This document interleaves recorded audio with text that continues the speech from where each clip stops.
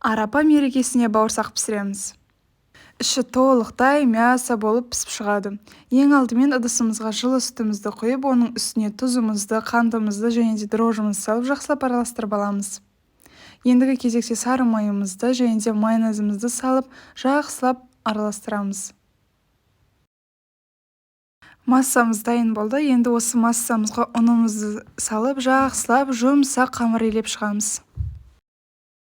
Дайын болған қамырымыздың бетін жауып, духовкаға 40 градусқа 1-1,5 сағатқа жібереміз. Қамырымыз 2 рет көтерілу керек, немесе уақыттарыңыз тығыз болса 1 рет 1,5 сағатқа қойып қойыңыздар. Осылай звола жасап, ұнымызды сеуіп, қамырымызды жұқа қылып жайып шығамыз. Осылай видеода көрсетілгендей пицца кесетпен кесіп шықсаңыздар да болады, немесе домалақ қылып кессеңіздер де болады, өз қалауларыңыз бойынша. Қамырымызды кесіп жатқан кезде майымызды газымызға қойып қыздырып аламыз, және де қызған майды осылай зубочисткамен тексерсеңіздер болады. Енді осы қызып тұрған майымызға бауырсағымызды салып, екі жағынан орташа отта пісіріп аламыз.